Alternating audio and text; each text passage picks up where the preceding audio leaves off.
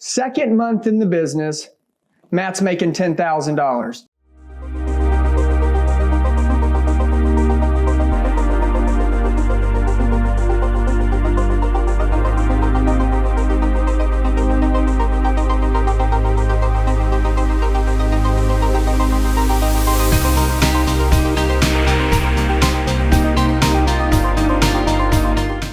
All right, guys, how you doing? It's Andy Elliott. Check this out. So I'm here today with Matt Singer, and I want to do an interview, guys, because I met Matt 2 months ago. Matt's only been in the car business for just now hitting 2 months. And I want to tell you this, I've been with him the whole way. And literally, I want you to understand that if you're a salesman that'll invest in yourself, I want to show you what can happen. So I'm going to interview Matt Singer today. He's been in the car business for 2 months. And let's see what he has to say. And I got a couple questions I want to ask him. And maybe this will help you if you're sitting down and you're struggling or you haven't been in the car business maybe for less than a year or two. Let's see what Matt's got going on. Okay, Matt, how you doing? Doing well, man. How are you? Awesome. Okay, and also to let everybody know, Matt Singer works in Arkansas. That's the state he works in. He works at a Kia store. He works at a small pre-owned Kia store that carries about 80 pre-owned cars and maybe 100 or two that are brand new. So he doesn't work at a giant store. Matt, how many cars did you sell last month? Last month I sold 20 units. Okay, and on 20 units, how much money did you make, Matt? Dachi at the end of the month said it was just a hair under $10,000. Okay, second month in the business, Matt's making $10,000. Let's ask Matt some questions. So it's not from me, from a 22-year hand telling you what you should do. Let's talk about with Matt, maybe what he's done. Matt, I got a couple questions that I kind of wrote down here I want to ask you. And let's not make this video just way too long, but let's give some guys maybe some information that they need to fill the holes on maybe some mistakes they're making or maybe how their mindset should be and on especially how you've made it and how you're just growing. Hell, it's your second month. I can't wait to do this interview a year from now. So number one, do you think that others want to see you do good? And when I say this, I'm speaking specifically of other salesmen that are selling on your sales floor. I'm going to say yes and no. For the most part, no. It's a dog-eat-dog world in sales, whether you're selling cell phones or cars. Everyone wants to make the most money. You know, they'll tell you, oh, no, I just want to make sure that you're doing well, make sure you succeed. But at the end of the day, everyone wants to be the best. Everyone wants to be better than the guy next to him. So you're going to get a lot of people that'll tell you they want to see you succeed. They'll help you succeed until you start succeeding, and then they're going to look at you as competition. Okay, and as your second month, let me ask you this. Now, you're coming to the seminar in December, right? Yes. We've already got you booked up. Everything's good. I want to ask a question. If you were to walk up to, say, the top salesman in your dealership right now, and you were to say, hey, do you think I should go to a training seminar to learn to sell cars? What do you think they would tell you? They'd probably laugh at me, tell me just follow them around, learn how to sell cars. And all I would learn is bad habits from someone who's been in it for 20 years that, you know, they think they know everything, but they know what worked for them 20 years ago. Good answer. Okay, awesome. All right, so I got another question. Let's move on to another one. Okay. What have you done to ensure that you've been successful over the last 2 months? And let's specifically talk about month two here, where you made your $10,000. And maybe we can talk about the whole time, but what have you done in that short period of time to earn your $10,000 you've earned? Well, I guess if we're going to talk about the whole thing, what I did to ensure that I was successful, I came into this business knowing that I didn't know anything. So before I even stepped foot on a car lot, I made sure that I watched every YouTube training video I could. I read everything I could. I absorbed as much information from as many different sources as I could just to set myself up for success. That was number one. Number two, I came from doing construction. So I had some money put away. I didn't think I would get this good this quick. I made sure that I had something to sit on in case I had my first 3 months, I didn't sell anything. You know what I mean? I didn't want to just live off a draw. And I'm in the hole for, 3-4 months until I started making money. I asked as many questions from everyone I could that was better than me, and at that point, everybody was. I learned what would work, what didn't work, and really, when I got on YouTube, I saw you put your phone number out at the end of a video, so I just called you one day and I said, "Hey, man, I've been doing this for 3 days. Give me some tips," and you didn't overwhelm me with information. You said, "Well, look, just take it up and see what happens." And after 4 days on the lot, I started closing my own deals. That as far as what I did to sell that many units, it was a combination of things. I didn't just focus on lot ups. Coming into wintertime, if all you're doing is focusing on lot ups, you're going to starve to death. I didn't just hammer the phones. I didn't just focus on Craigslist and Facebook or meet and greet out at the mall, anything. I did all of that. I would chase lot ups, run to get keys, run to get customers, run to get another TO. I would, the days when it was raining, there's nobody on the lot, I'm making 200 phone calls in the morning. You're gonna get hung up on a lot. And posting on Facebook. Don't you sell quite a bit of cars off Facebook? Yeah. I mean, whenever it's slow. Actually, go ahead. Yeah, when it's slow, your chances of getting lot traffic are pretty slim. The people that do show up on the lot, they're not there to kick tires. They're there to buy. But when it is slow, you've got to do something to generate leads, to generate traffic. Whether it's just putting a couple of posts out, reminding people that it's the end of the year, end of the month, what have you.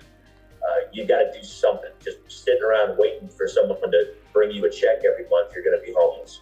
Good. And have you had good success with posting on Facebook and Craigslist? Yeah. I actually had someone come out from Tulsa, of all places, drove out to buy a vehicle that I posted. I had someone fly down from St. Louis to buy a vehicle that I posted. And using some of the tricks and tips that I learned from you and from your wife, I was able, if they weren't qualified to buy a certain vehicle that they would have had their eye on, I was able to put them in a different vehicle and have them drive out. Just instead of, "Oh, well, you're not qualified for this one, have a good day," I was able to use some of the techniques that I learned from you guys to turn it around and put them in a vehicle that they qualified for. I love it. So work ethic and skill are two of the things that you're constantly working on increasing, right? Absolutely. The day you stop learning is the day you die. I love it, dude. Okay. And I want to ask you, and this is kind of another question that, do you honestly recommend that salesmen, or don't recommend that salesmen should invest in themselves with money? I didn't say with time, I said with money. Well, you can't really invest in yourself with time because time is not really a commodity. It's not something that you can trade. And you can't acquire more time. You can always get more money. You'll never get more time. So the time that you do have, you need to use it wisely. But to invest in yourself with money, I mean, people will buy a $300 pair of shoes to go to work or a $500 suit for a meeting because they're trying to impress either themselves or someone at the meeting thinking it's going to help.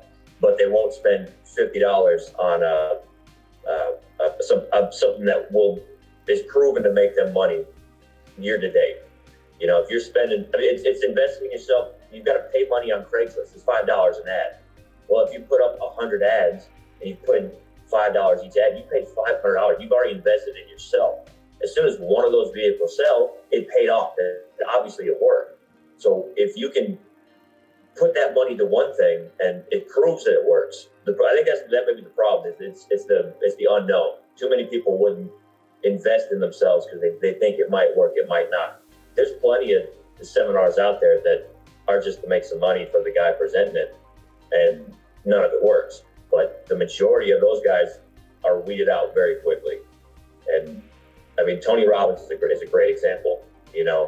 People go to Tony Robbins seminars from across the world, and they're CEOs in Fortune 500 companies right now. Yeah. Oh yeah. No, he makes winners everywhere.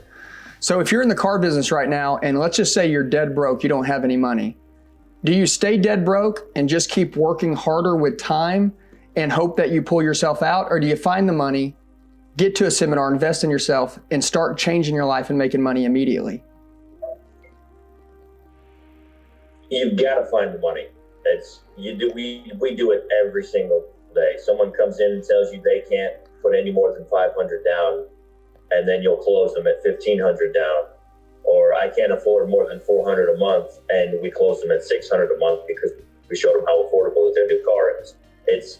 You can find the money. You teach people every day, and when you're at work selling vehicles, you teach them every day how to find money. So you can follow your own advice and find some money and invest in yourself on this one. Yeah, mom, dad, grandma, grandpa, take a freaking loan at whatever, but just start now.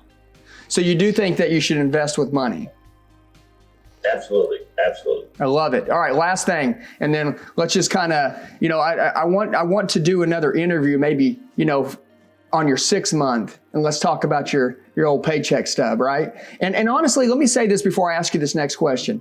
If you're going to ask a manager, right, or a GM, or a family member, or even another salesman that's next to you, right? I mean, this could be me talking about you asking your dad, should I spend money and go to this seminar, invest in myself?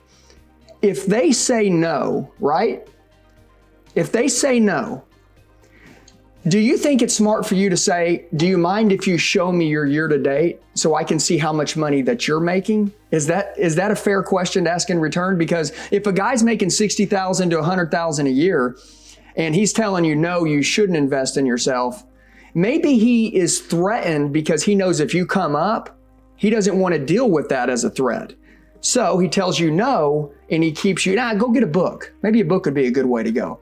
And then what happens is, if you do go, you change your life. But do you think we should take advice from people like that aren't making $500,000 a year, if that's the kind of money you want to make? If they're not making that kind of money, should they be able to hand you that kind of advice? Do you think you should be in control of your own decisions?